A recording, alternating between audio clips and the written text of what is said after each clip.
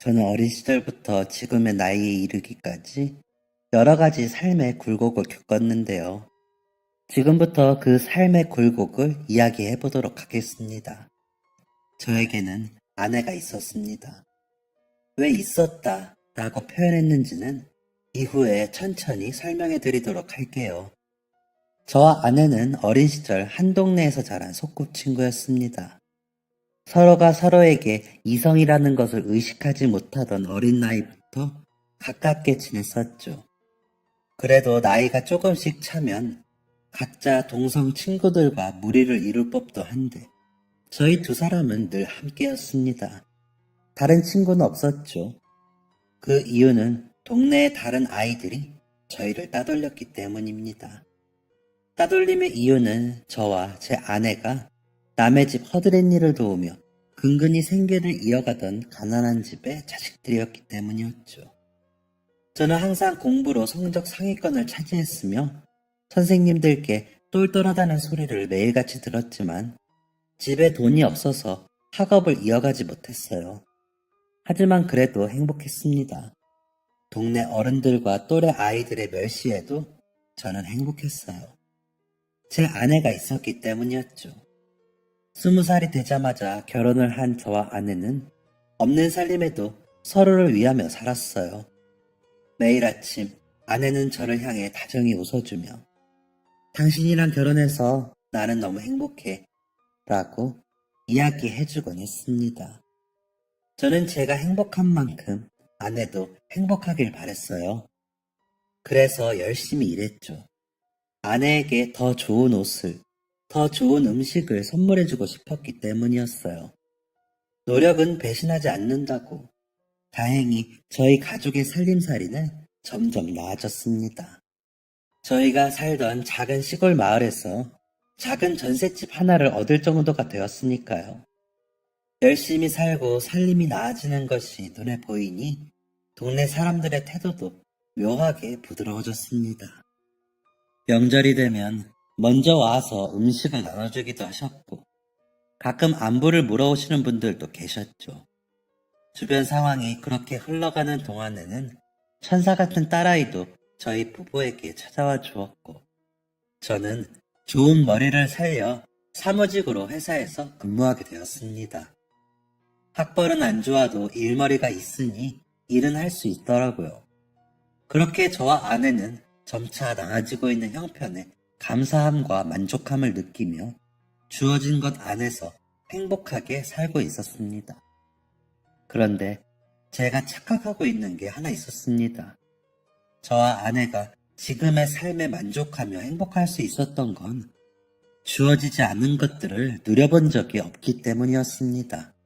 여유로운 삶을 구경해 본 적도 없고 그 삶에 포함되어 본 적도 없었다 보니 없는 게 당연했던 것이죠. 이러한 현실의 비극을 깨닫게 된 시기는 저희 딸이 돌이 될 무렵이었습니다. 어느 날 아내의 먼 친척이 결혼한다는 연락이 왔습니다. 평소엔 연락도 잘 안 하는 친척인데 왜 이렇게 먼 시골까지 청첩장을 보내왔나 궁금해서 확인을 해보니 먼 친척과 결혼하는 남자의 집안이 매우 잘 사는 집안이더군요. 사업하는 집안이라 하객들이 엄청 많이 올 거래. 그런데 우리 친척 언니네는 알다시피 주변에 아는 사람이 많이 없고 그래서 먼 친척들이라도 어떻게 데려오려고 하나 봐. 오고 가는 교통비까지 다 대준다는데 애기 데리고 서울 한번 다녀와 볼까? 나 서울 한 번도 못 가봤잖아. 아내는 조심스럽게 서울에 가보고 싶다는 표현을 했습니다. 그런 아내의 모습을 봤는데 서울을 안 갈 이유는 없었죠.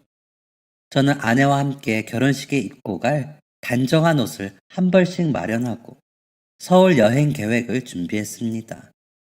그렇게 다가온 결혼식 당일 예식장에 도착한 아내와 저는 벌어진 입을 다무는데 한 세월을 보내야 했어요.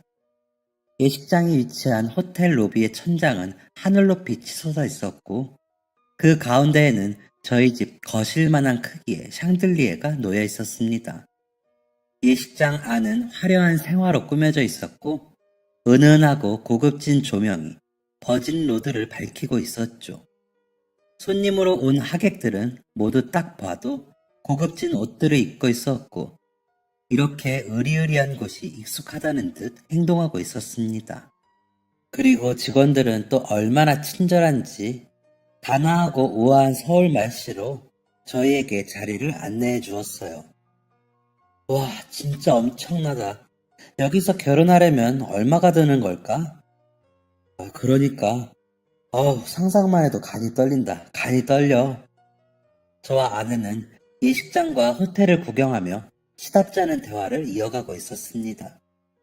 그때까지만 해도 아내의 감정에는 별다른 변화가 없어 보였어요. 하지만 신부 대기실에 다녀온 후부터 아내의 표정이 조금 이상했습니다. 아내는 아이를 저에게 맡긴 채 멍하니 허공을 응시하고 있었어요. 결혼식이 어떻게 진행되는지도 관심이 없었고, 결혼식에 와줘서 고맙다는 신랑 신부의 인사도 듣는 둥 마는 둥 했죠. 저는 그런 아내의 행동에 대신 사과의 말을 전하느라 진땀을 빼야 했고, 결국 그날 예정되어 있던 서울 여행도 모두 취소되었습니다. 도대체 뭐 때문에 그래? 내가 뭐 잘못한 거 있어? 그런 게 있으면 말을 해줘야 알지. 이렇게 아무 말 안 하고 입 꾹 다물고 있으면 어떻게 해? 아내는 여전히 대답이 없었습니다. 아내는 그날 이후로 일주일이 지나서야 꾹 다물어 놓았던 입을 열었습니다. 그 언니 드레스 입은 거 봤지? 저는 왜 지금까지 말을 안 했냐? 내가 얼마나 답답했는지 아냐? 등의 할 말이 많았지만 아내가 이렇게라도 입을 열어준 게 고마워서 아내의 말에 열심히 대답했습니다. 봤지. 여보랑 닮아서 그런지 아름다우시더라. 아내의 기분을 풀어주고자 한 말이었지만 아내의 반응은 안 칼졌습니다. 뭐? 그 언니가 뭘 나랑 닮아? 왜 그래? 언니랑 닮았다는 게 듣기가 싫어? 그러면 그렇게 말 안 할게. 미안해. 내가 훨씬 젊고 예쁘잖아. 나는 애도 한 명 낳았는데 내가 아직 더 젊고 예뻐 보인다고. 아내는 무언가에 홀린 사람처럼 젊고 예쁘다는 말을 반복적으로 했어요. 알아, 당신이 더 예쁘고 젊어. 그건 나만 느끼는 게 아니라 모두가 그렇게 느낄 거야. 아내는 이 말을 듣고 싶었던 것인지 이 말이 끝나자마자 저에게 되물었습니다. 그렇지? 당신도 그렇게 생각하지?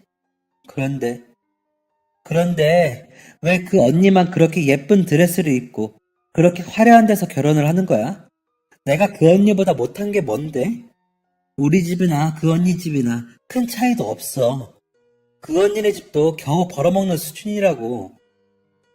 아내는 제 눈을 마주치지 않고 동공이 풀린 채로 중얼중얼 거렸습니다. 그리고 아내의 말에는 몇 가지 잘못된 오류가 존재했어요. 아내의 친척 언니의 부모님은 두 분 다 공무원이셨습니다. 엄청나게 넉넉한 부자는 아니지만 딱 평균적으로 살 수 있을 정도의 수준은 되셨죠. 하지만 저는 이 말을 아내에게 할 수 없었어요. 제 눈에 아내는 아슬아슬해 보였거든요. 아, 그 언니가 선생이라 그런가? 그치? 어느 집이나 교사 며느리는 좋아하잖아. 그러니까 사람은 배워야 돼. 나보다 늙고 못생긴 언니가 돈 많은 집에 시집간 건 언니가 공부를 잘해서 그랬어. 나도 공부만 할 수 있었으면 이렇게 살진 않았을 텐데. 나도 그렇게 멋있는 데서 화려한 웨딩드레스 한번 입어볼 수 있었을 텐데. 이 말에도 오류가 있었습니다. 아내와 함께 학교를 다니는 동안 아내는 단 한 번도 공부에 관심을 가져본 적이 없었어요. 공부에 관심이 있고 공부를 잘한다 소리를 들은 건 저였죠. 아내는 함께 책을 보자는 제 요구에 단 한 번도 응한 적이 없었던 사람입니다. 그런 사람이 갑자기 공부를 운운하며 자기 인생을 한탄하다니 뭔가 단단히 잘못 돌아가고 있다는 걸 느낄 수 있었습니다. 아내는 부쩍 불만이 늘었습니다. 당신도 나 무시하는 거야? 내가 가진 거 없고 배운 거 없다고 무시하는 거지? 라는 말을 입에 달고 살았고 자꾸만 부정적인 이야기를 했습니다. 이렇게 살아서 뭐해? 이렇게 아등바등 살아봤자 남들이 사는 인생 발바닥도 경험해보지 못할 텐데. 이럴 거면 확 죽어버리는 게 나아. 저는 열심히 일한 아내를 타일렀습니다. 여보, 우리가 남들에 비해서 가진 게 없긴 하지만 우리 처음 결혼했을 때를 생각해봐. 아니, 우리 어렸을 때를 생각해봐. 그때에 비하면 지금 어때? 우리 이제 우리 이름으로 계약된 전셋집도 있고 가구도 조금씩 새 거로 바꾸고 있어. 조금만 더 노력하면 더 좋은 집으로도 갈 수 있고 점점 나아지고 있는데 왜 자꾸 부정적으로 생각하는 거야? 우리 긍정적으로 생각하자. 제발. 아내는 제 말을 들을 생각이 없는 듯 했습니다. 내가 부정적이라고? 아니, 이게 현실이야. 긍정적인 생각? 웃긴 소리 하지 마. 긍정적인 생각은 돈에서 나오는 거야. 겨우 쥐꼬리만한 월급 받아오면서 무슨 자격으로 긍정적인 생각을 논해? 당신은 양심이 없어? 아내는 이런 말로 저에게 상처 주는 것을 서슴지 않았습니다. 이후엔 빚을 내서 사치를 부리기도 했죠. 늘 아내를 이해하고 타이르려 노력했던 저는 아내가 빚을 지고 온 날 아내에게 처음으로 화를 냈습니다. 당신 지금 생각이 있는 거야? 이 가방이 사는데 꼭 필요해? 필요하다면 다른 가방을 살 수도 있잖아. 왜 굳이 명품이어야 하는데? 이 시골에서 명품 가방을 들고 갈 데가 대체 어디 있냐고! 당장 돈 모아서 더 넓은 집으로 갈 생각을 해도 모자란 상황에 사치가 웬 말이냐고. 아내는 적반하장이었습니다. 오히려 자신이 빚까지 내서 가방을 산 것에 미안해야 하는 게 아니냐고 말했죠. 이게 다 당신 때문이잖아. 당신이 돈만 잘 벌었어 봐. 내가 빚을 낼 일이 없었겠지. 자기 와이프한테 좋은 옷 한 벌 못 지어주는 걸 미안해하지는 못할 망정 어디서 큰 소리야. 남자가 부끄러운 줄 알아야지. 이때 깨달았습니다. 제 눈앞에 있는 사람은 한 푼 두 푼 먹을 거 안 먹고 입을 거 안 입어서 모은 돈으로 사준 금가락지에 기뻐하던 과거의 제 아내가 아니었어요. 아내는 제가 이렇게 화를 내면 일주일이고 한 달이고 아무 말 없이 울기만 했습니다. 하지만 저는 그런 아내에게 모든 것을 맞춰줄 순 없었습니다. 저희에게는 아이가 있었으니까요. 아이가 더 크기 전에 방이 하나 더 딸린 집으로 이사를 가야 했고 아이의 미래를 위해 저축도 해두어야 했습니다. 아내가 원하는 대로 모든 사치를 책임져 줄 수는 없는 상황이었어요. 그런데 순식간에 일어난 사건은 저의 이러한 판단력을 흐리게 만들었습니다.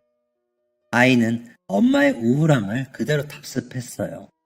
엄마가 울면 자신도 울고 엄마가 우울해하면 자신도 우울해했죠.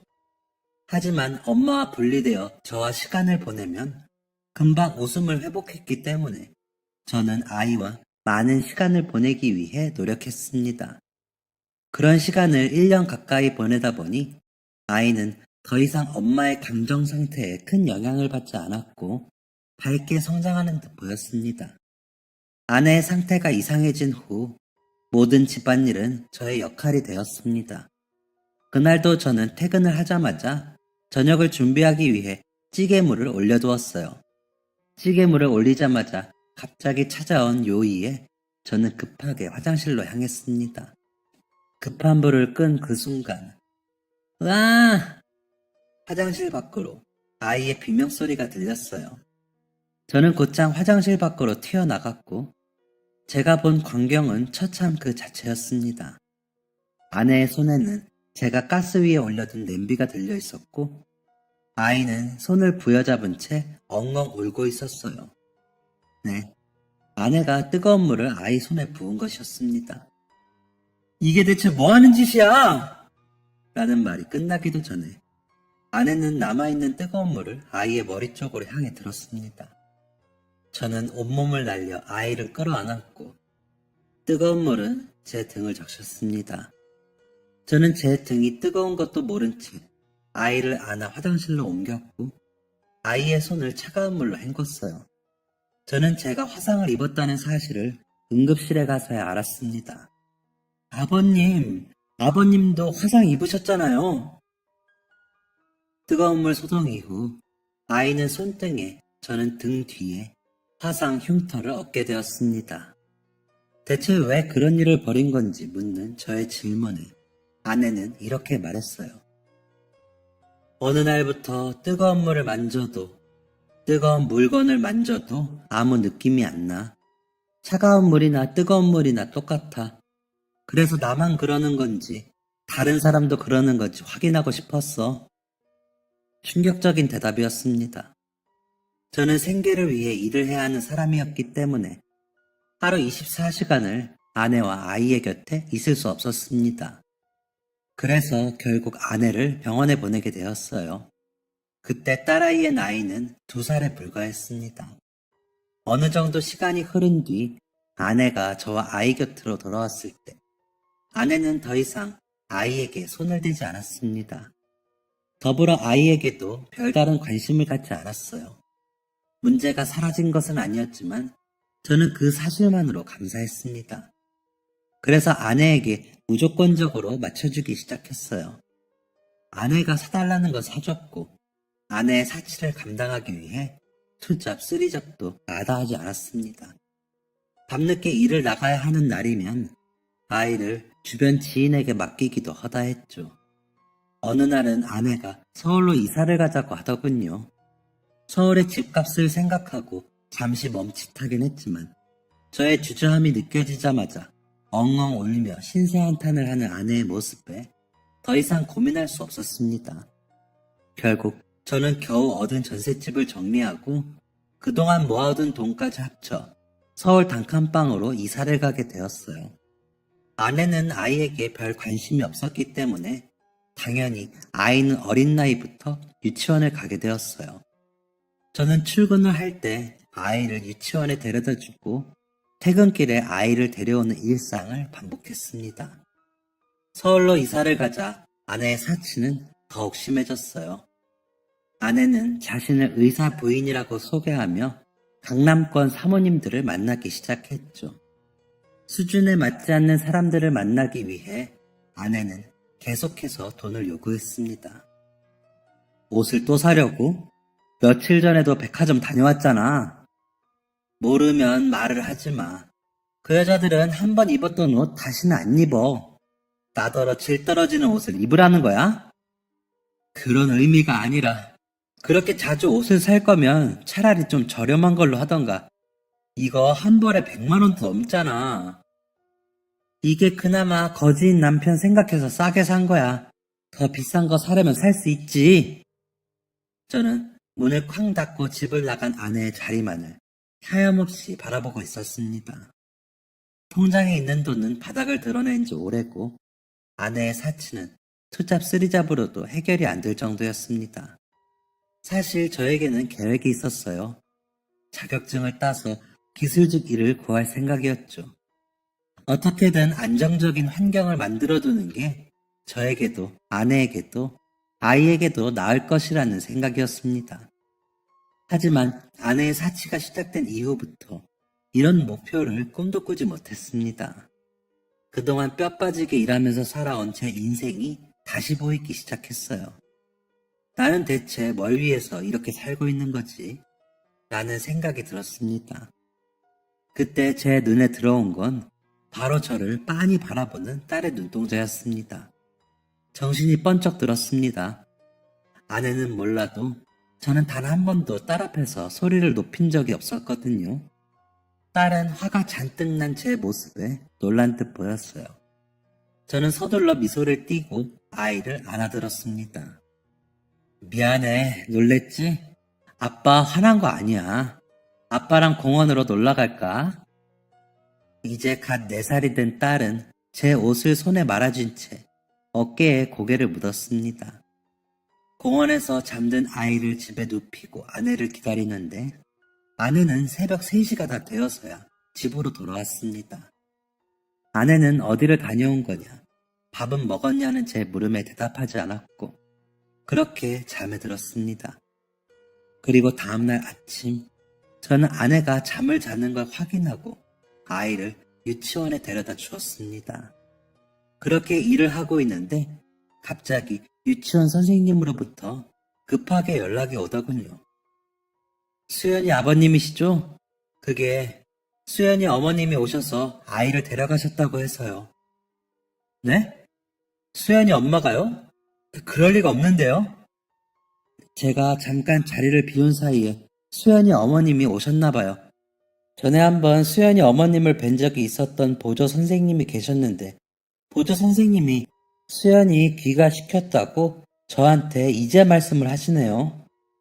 저는 급하게 회사에 양해를 구하고 집으로 달려갔습니다. 집으로 가는 내내 이상한 불안감이 들더군요. 그럴 리가 없는데, 그럴 리가 없잖아 라는 생각을 속으로 되뇌며 그렇게 집으로 향했습니다. 집 문을 연 순간 저는 저의 불안함이 현실이 된 것을 몸으로 느꼈어요. 집안은 누군가 뒤진 것 마냥 난장판이 되어 있었어요. 하지만 더 불안한 것은 아무것도 사라진 게 없었다는 것이었습니다. 아내의 짐, 제가 숨겨놓은 비상금, 그리고 아이의 짐까지 모두 그대로였어요. 사라진 것은 아내와 아이뿐이었죠. 아이가 입던 옷, 쓰던 장난감, 하물며 기저귀 하나도 사라져 있지 않았어요. 불안했습니다. 대체 이 사람이 아이를 어떻게 한 건지 그 뒤의 이야기는 상상도 하고 싶지 않았어요. 저는 곧장 밖으로 튀어나가 아내가 갈 만한 곳을 모두 뒤졌습니다. 길 가는 사람을 아무나 붙잡고 아내와 딸의 흔적을 뒤쫓았죠. 하지만 아내와 아이를 본 사람은 아무도 없었습니다. 그렇게 잠도 못 자고 3일 밤낮을 돌아다녔던 것 같아요. 저는 결국 아무 소득 없이 집으로 돌아왔습니다.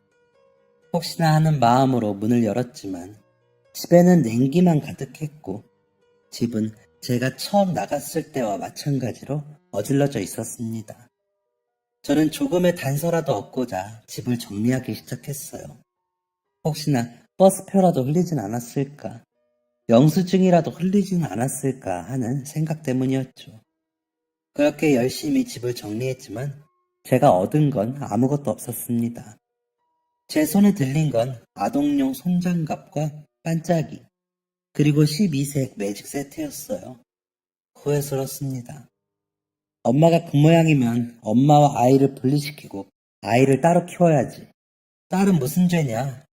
라고 말한 아이를 가끔 봐주는 지인의 말을 애써 무시한 벌을 받는 것 같았습니다. 변명이 될지는 모르겠지만 그 당시 저는 여전히 제 아내를 사랑했어요. 아내의 과거 모습을 잊지 못했고 언젠간 아내가 예전 모습으로 돌아오겠지 라는 희망을 품고 있었습니다. 하지만 그것이 헛된 희망이라는 걸 깨달은 건 딸아이를 잃어버린 후였죠. 후회의 눈물이 멈추지 않았습니다. 내가 조금만 더 빨리 아내를 포기했으면 이라는 말을 계속해서 중얼거리며 저는 제 손에 쥐어진 아동용 장갑을 움켜쥔 채 엉엉 울었습니다. 제가 손에 쥐고 있던 장갑은 아이 손에 있던 흉터를 가리는 용도였어요. 유치원 아이들은 손에 흉측한 흉터가 있는 저희 딸을 계속해서 멀리했습니다. 딸은 어린아이임에도 자신의 흉터가 환영받지 못한다는 사실을 알고 있었죠. 결국 저는 아이에게 장갑을 끼워주었고 아이가 너무 상처받지 않도록 그 장갑 위에 그림을 그려주곤 했습니다. 흉터를 가리기 위해 장갑을 꼈을 때의 아이는 우울해 보였지만 자신이 좋아하는 캐릭터가 그려진 장갑을 낀 아이의 모습은 행복해 보였어요. 그렇게 새 장갑에 그림을 그려주는 건 저와 아이의 취미이자 행복이었습니다. 저는 하나 남은 아이의 장갑이 다 닳도록 아내와 아이를 찾아다녔습니다. 어디로 갔는지, 목숨은 붙어 있는 건지 아무것도 알 수 없는 상황이었지만 희망을 버릴 수 없었어요.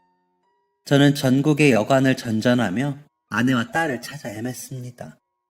국가시설 같은 곳도 가리지 않고 찾아다녔죠. 하지만 2년의 시간이 지났음에도 아내와 딸의 흔적은 없었습니다. 공허한 마음으로 터덜터덜 발길 닿는 대로 걸으며 한 여관에 도착한 저는 앳되어 보이는 한 아이에게 물었습니다. 엄마는 어디 계시니? 엄마는 잠깐 슈퍼 가셨어요. 주무시러 오신 건가요? 딸이 살아있다면 딸보다 두세 살 정도 많을 듯한 남자 아이는 나이에 비해 똑부러져 보였습니다. 그래, 하루, 아니, 이틀 정도 묵을 거야. 여기 열쇠요. 씻는 도구는 방 안에 있을 거예요. 우선 방 안에 계시면 엄마가 계산하러 방으로 가실 거예요. 그래, 고맙다. 저는 지친 몸을 이끌고 겨우 방으로 향했습니다. 씻지도 못한 채로 방에 머물르이니 온갖 생각이 다 들더군요. 주머니에 줄곧 간직하던 아이의 장갑을 꺼내보았습니다. 이미 다를 대로 다른 장갑을 쫙 펴보니 제 손에 반도 안 되더군요. 살아있다면 이 장갑은 이제 안 맞겠지. 그 작은 장갑으로 제 두 눈을 덮었습니다. 두 눈을 덮자 그날 오후 관할 경찰서에서 들은 말이 생각났어요. 선생님, 마음은 이해하지만 솔직히 이렇게까지 찾아다니는데 흔적도 안 남은 건 딱 한 가지 경우밖에 없습니다. 선생님의 아내분과 아이는 이미 이 세상에 없을지도 몰라요. 주변 경찰들이 말렸지만 그 경찰은 잠시만, 선생님도 아실 건 아셔야지. 이렇게 계속 찾을 수 있다고 말하는 거 희망 고문이야. 라고 말하며 저에게 현실을 일깨워 주었습니다. 포기하세요, 선생님. 이제 더 이상 희망이 없습니다. 마음 한구석에 남아있던 모든 희망이 사라지는 기분이었습니다. 그래, 이렇게 살아서 뭐하냐. 죽자. 그냥 죽자. 저는 얼마나 누워있었는지 모를 이불에서 일어나 가죽 허리띠를 풀었습니다. 그리고 스스로 천장에 목을 메었어요. 점점 시야가 흐려지고 온몸에 힘이 풀리는 느낌이 들었을 때 갑자기 제 주변으로 큰 소리가 들렸습니다. 당장 끌어서 내려! 숨은 쉬어! 인공호흡 해봐! 119는 불렀어? 시끌시끌한 두 사람의 목소리가 들린 후 저는 의식을 잃었습니다. 제가 눈을 뜬 곳은 병원이었어요. 저도 모르게 낸 신음소리에 헐레벌떡 들어온 간호사는 서둘러 의사를 불렀습니다. 정말 위험했습니다. 이리저리 내 몸을 살피던 의사는 이 한마디를 남기고 돌아갔습니다. 의사가 떠난 자리에는 처음 보는 사람이 서 있었어요. 여관 카운터에서 봤던 아이와 똑 닮은 것으로 봐서 아이의 아버지 같았습니다. 아이의 아버지로 추정되는 사람은 저를 보고는 대뜸 화를 냈어요. 거 젊은 사람이 왜 벌써부터 죽으려고 들어요? 충분히 화가 날 만한 상황이죠. 저였어도 화를 냈을 겁니다. 본인의 영업장에서 사람이 죽어나갔다는 소문이 나면 좋을 게 하나도 없을 테니까요. 정말 죄송하게 생각합니다. 죽을 생각으로 여관을 찾아간 건 아니었어요. 그냥 혼자 방에 누워있다가 충동적으로 그만. 난감한 상황을 만들어서 정말 죄송합니다. 아무리 그래도 영업 중인 곳에서 그러면 안 되는 건데. 겨우 몸을 일으킨 저는 고개를 연신 꾸벅이며 죄송스러운 마음을 표했습니다. 그런데 제가 그럴수록 사장님의 표정은 더욱 일그러져 갔어요. 지금 무슨 소리를 하는 거요? 내가 죽다 살아난 사람한테 왜 남의 영업장에서 죽고 난리냐? 라고 말할 사람처럼 보이쇼? 내 말은 왜 젊은 양반이 더 살아볼 생각을 안 하고 죽을 생각부터 하냐 이 말이야. 사장님은 화가 많이 난 듯 보이셨고 저는 그 앞에서 기가 죽은 채 눈치를 보고 있었습니다. 그렇게 숨쉬는 것조차 조심스럽게 하고 있는데 누군가가 사장님의 등을 밀치며 등장했습니다. 정신없을 사람한테 왜 소리를 지르고 그래? 좀 쉬게 냅두지. 앙칼진 목소리로 등장한 사람은 사장님의 아내였습니다. 아유, 미안해요. 정신도 없을 텐데. 이 사람이 걱정이 돼서 그래. 나쁜 마음으로 그러는 건 아니니까 너무 마음 상하지 마요. 아니, 그나저나 몸은 좀 어때요? 어디 불편한 데는 없수? 다정한 말을 듣자 마음이 조금 풀렸는지 저는 그제야 사장님 부부를 자세히 볼 수 있었습니다. 두 분은 저보다 나이가 꽤 많아 보이셨어요. 나중에 알고 보니 두 분 모두 50세이셨습니다. 제 부모님과 나이가 같으셨죠. 저보다 22살이나 나이가 많은 두 분은 친절한 분들이셨습니다. 사장님은 화가 많이 난 것처럼 보이셨지만 계속해서 제 편의를 살피셨고, 여기 왜 이렇게 건조해? 병원이 이렇게 건조해도 돼? 라며 젖은 수건을 널어놓으신다든지, 병원밥이 부실해 보인다며 몰래 간식거리를 사다 주기도 하셨어요. 물론 간식은 사장님의 아내분께 맡겼지만요. 어느 정도 상황이 파악이 됐고 몸이 진정된 이후에야 저와 사장님 부부는 진지한 이야기를 나눌 수 있었습니다. 사장님은 여전히 약간의 화가 남아있는 표정으로 물었습니다. 우리 아내랑 장을 보고 돌아왔는데 아이가 이상한 소리를 하더이다. 아까 한 손님이 왔다 갔는데 묘하게 이상하다고. 원래 그런 얘기를 하는 애가 아닌데 영 꺼림칙해서 방으로 가보니 그 사달이 나 있었소. 아휴, 그건 죄송합니다. 아이가 많이 놀라지 않았으면 좋겠네요. 미안하다는 소리 들으려고 한 말이 아니야. 내가 하고 싶은 말은 자네 신분증을 보려고 지갑을 열었는데 가족 사진이 있더군. 혹시 아이가 있나? 사장님의 질문을 들은 저는 어떻게 제 이야기를 들려드려야 할지 한참 동안 고민했고 제가 겪은 모든 사건들을 말씀드렸습니다. 사장님 부부는 제 이야기에 깊게 공감해 주셨고 눈물을 흘리기도 하셨어요. 저의 모든 이야기가 끝난 후 사장님의 이야기가 시작됐습니다. 내가 자식을 잃어본 적이 없어서 자네의 마음을 다 알지는 못하지만 조금은 예상할 수 있을 것 같아. 우리는 아이를 아주 늦게 가졌어. 40이 넘어서야 겨우 첫 아이를 안았지. 만약에 그 아이가 사라진다고 하면 나는 아마 제 인생을 살 수가 없을 것 같아.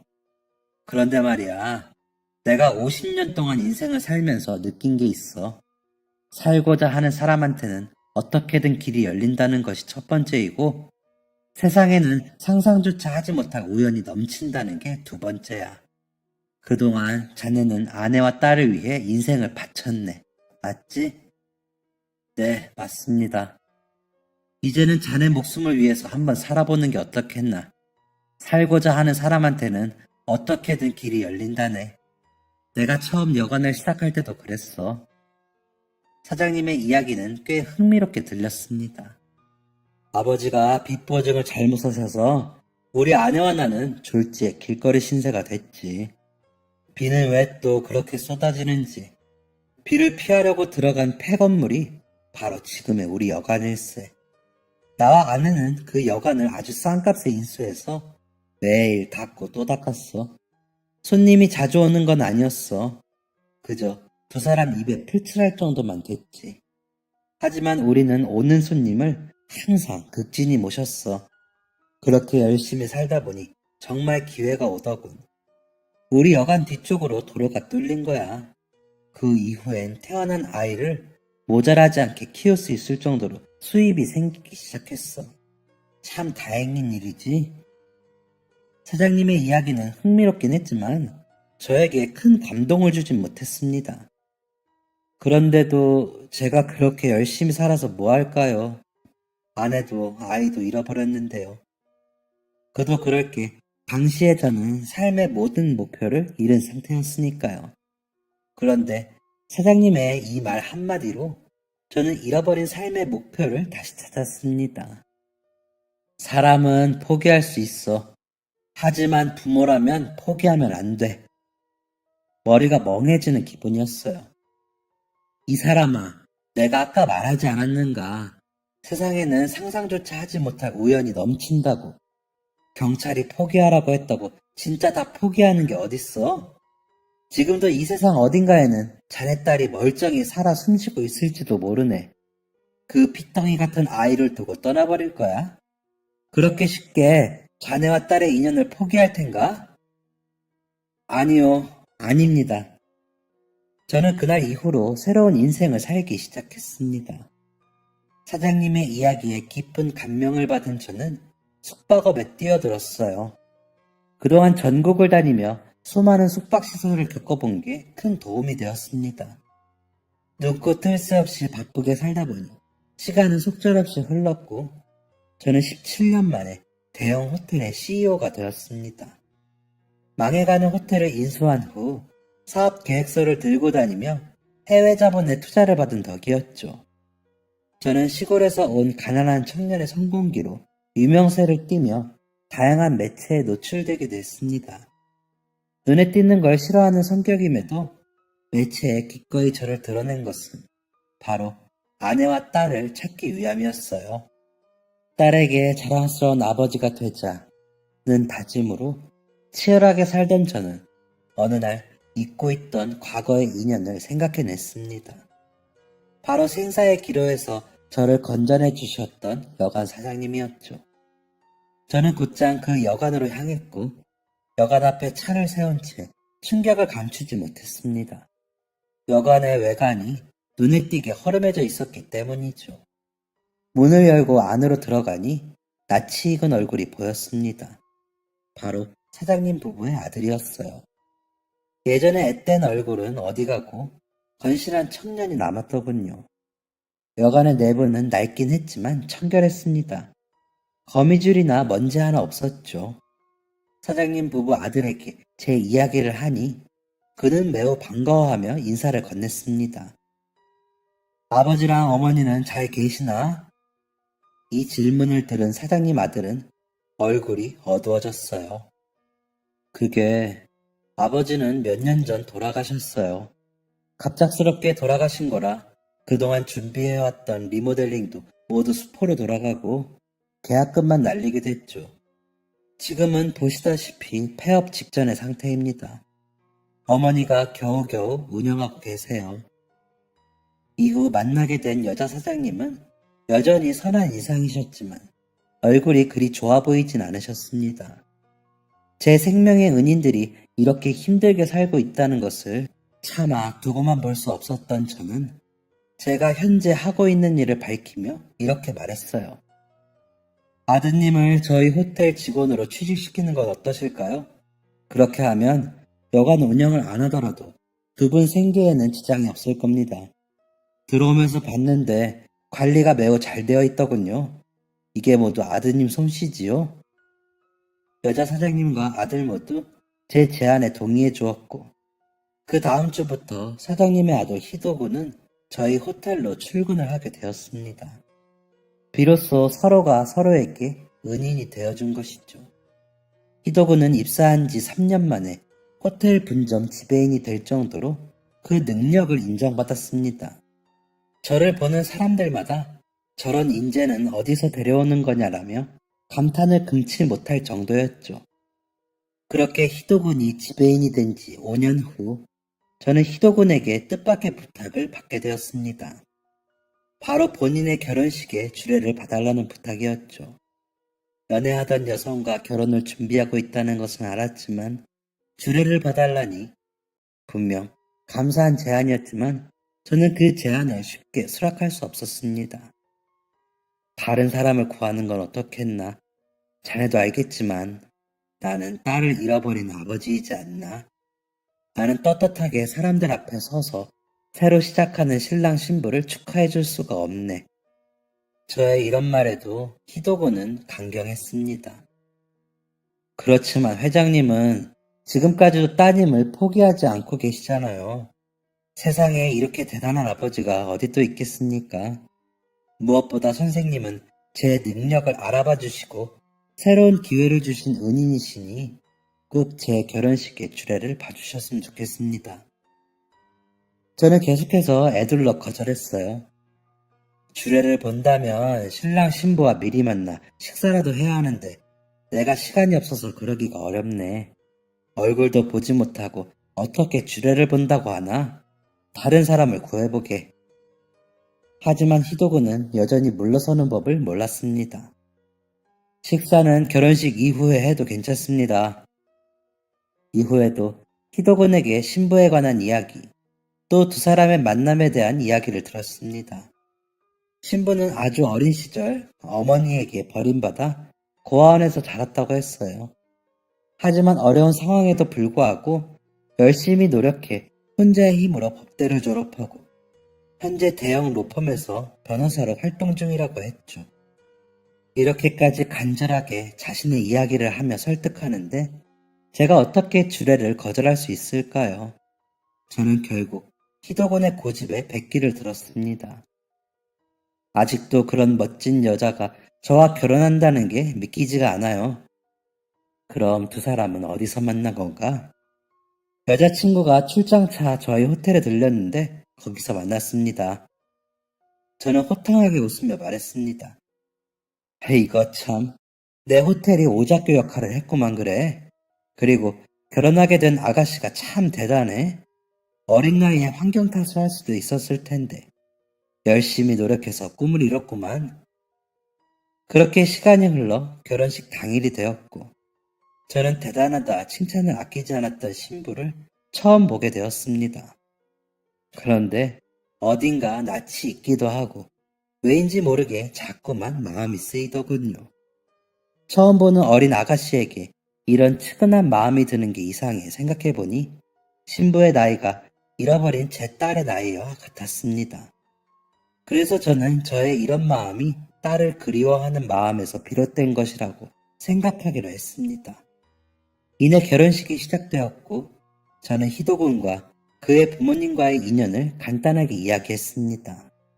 그리고 열심히 준비한 주례사와 덕담을 이어갔죠. 주례를 마무리한 뒤 저는 사람들 앞에 설 때면 항상 꺼내놓는 그 이야기를 시작했습니다. 제가 호텔을 운영하다 보니 직원들이나 여러 매체에서나 얼굴을 드러내놓고 말을 할 때가 많습니다. 저는 그때마다 항상 제가 잃어버린 소중한 것에 대한 이야기를 하곤 하는데요. 사실 남의 결혼식에서도 이 이야기를 해야 하나 많이 고민했습니다. 하지만 희도군과 그의 어머니가 먼저 이야기를 하도록 제안을 주셨기 때문에 감사한 마음으로 말을 꺼내보고자 합니다. 저는 수백 번 입 밖으로 꺼냈던 이야기를 시작했습니다. 희도군의 부모님이 제 목숨을 살려주신 날, 사실 저는 잃어버린 딸을 포기하라는 말을 들었었습니다. 인생의 전부인 딸을 포기하라는 이야기를 들었을 때 저는 제 삶도 포기하려고 했지만 희도군의 부모님을 통해 생각을 고쳐먹을 수 있었어요. 그동안 세상이 내 딸을 포기하더라도 나는 내 딸을 포기하지 않겠다는 생각으로 살아왔습니다. 그래서 오늘도 여러분께 제 딸을 찾을 수 있을 만한 증거를 들려드리고자 합니다. 만약 이 조건에 부합하는 사람이 곁에 있다면 부디 연락을 남겨주세요. 어느새 모든 하객들의 시선은 저에게로 집중되어 있었습니다. 제 딸의 손에는 커다란 화상 흉터가 있습니다. 딸은 너무 깊고 진한 자신의 흉터를 부끄러워했고 저는 그런 아이에게 장갑을 씌워주었습니다. 그리고 그 장갑에는 아이가 좋아하는 캐릭터를 그려주곤 했죠. 그런데 어느 날 우울증을 심하게 앓은 아내가 딸을 데리고 사라졌습니다. 4살 때 잃어버렸으니 지금 나이는 32살이죠. 이름은 강수연입니다. 이런 사람을 아신다면 부디 연락주세요. 비슷한 사람이라도 상관없습니다. 마지막으로 이런 자리를 허락해준 신랑 신부에게 정말 고맙습니다. 두 사람의 오랜 사랑을 응원하고 또 응원합니다. 이렇게 주례를 마무리하려고 하는데 뜻밖의 일이 벌어졌습니다. 바로 신부가 오해를 하기 시작한 것이었어요. 눈물을 조금 흘리는 정도도 아니었고 엉엉 울면서 오해를 했죠. 모두가 당황하며 술렁이기 시작한 그때 신부는 대뜸 자신이 끼고 있던 장갑을 벗었습니다. 그리고 모두가 들을 수 있는 큰 소리로 이렇게 외쳤어요.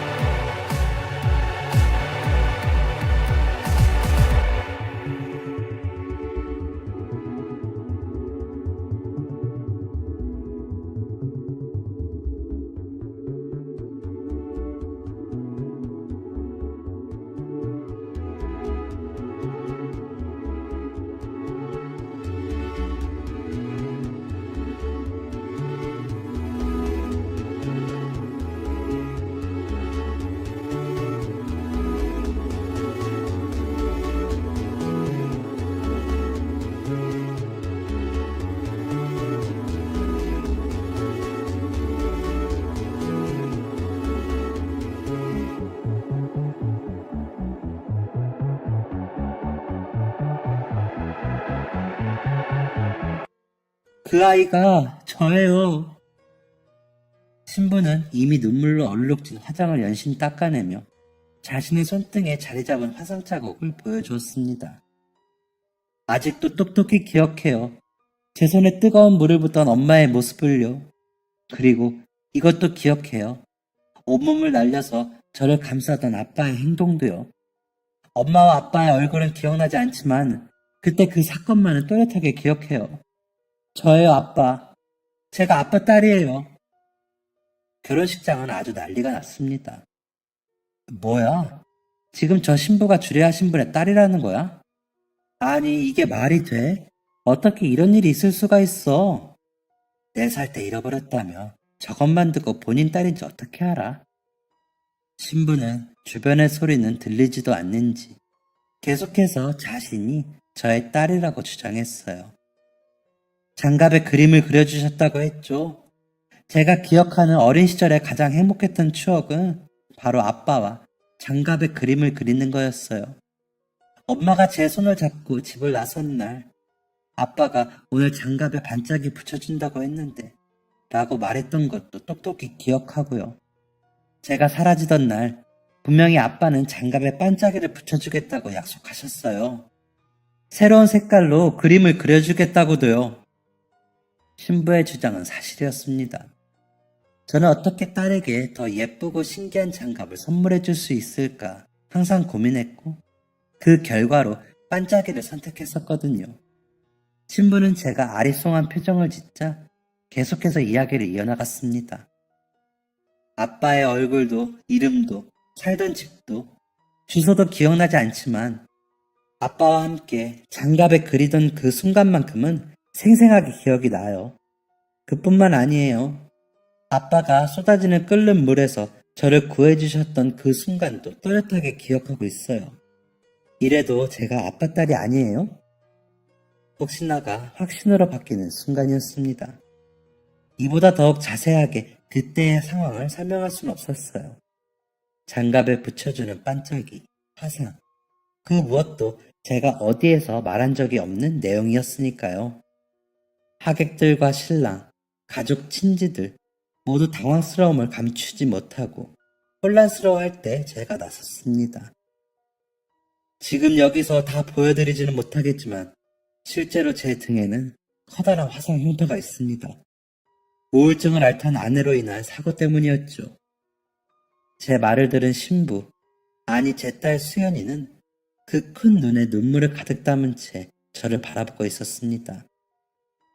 도저히 의심할 수도 부정할 수도 없습니다. 신부, 아니 김일영양은 제 딸 강수연이 맞습니다. 이 말을 마치자마자 곳곳에서는 박수와 함성 소리가 터져 나왔고 저는 곧장 단상 밑으로 내려가 아이를 끌어안았습니다.